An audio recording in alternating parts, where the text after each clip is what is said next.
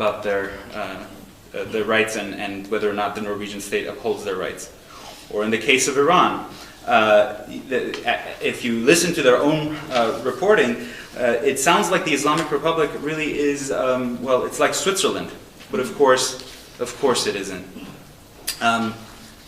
Every word in this report, almost every word, but I'm tempted to say even that ifs, buts, and ands are practically lies. And the hypocrisy and mendacity embedded in this document is so staggering that it's almost hard to deal with it.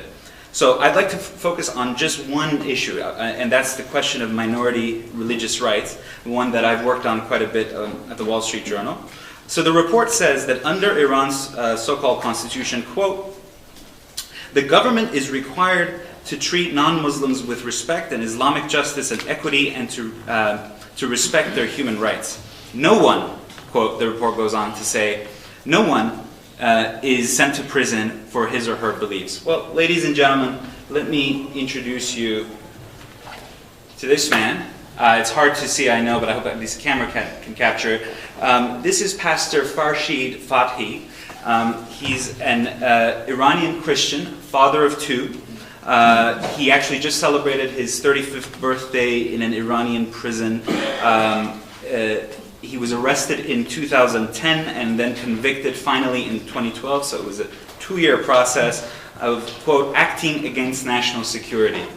Well, if holding prayer sessions, because he's a convert to Christianity, holding underground prayer sessions and reading the Bible is acting against national security, then indeed Pastor Fathi is guilty. But in reality, the fact is that this is a man who is in jail merely for exercising his fundamental rights, and he does not belong there. And recently he was actually moved from Section 209 of Evin Prison, which is reserved for political prisoners. He was moved to a different prison outside Tehran called Rajai Shah, and he is actually sharing cells with common criminals, you know, rapists and the like.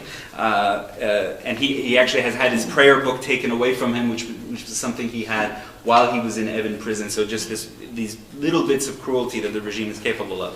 So, ladies and gentlemen, again, the contents of this report are obscene.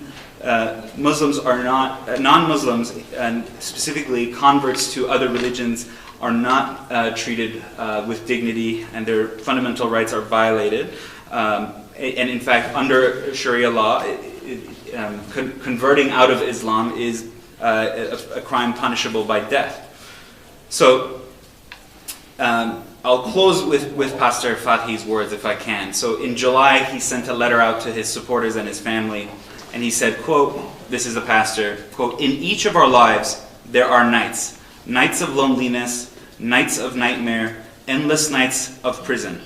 But, he said, and there's ellipses here, I'm passing over some of his words, he said, I am absolutely sure that in the end the Son of Justice will rise with healing in its wings. Ladies and gentlemen, Pastor Farshid is just one of millions of Iranians who are going through this long dark night of tyranny, and yet I'm convinced, like him, that this long night won't last and freedom will come.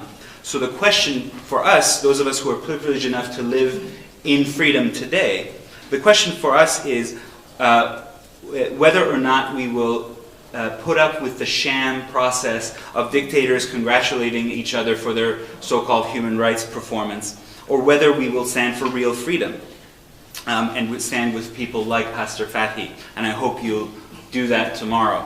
So thank you for your time, and I apologize in advance. I may have to leave early, but I'll be sure to at least hear my colleagues' words.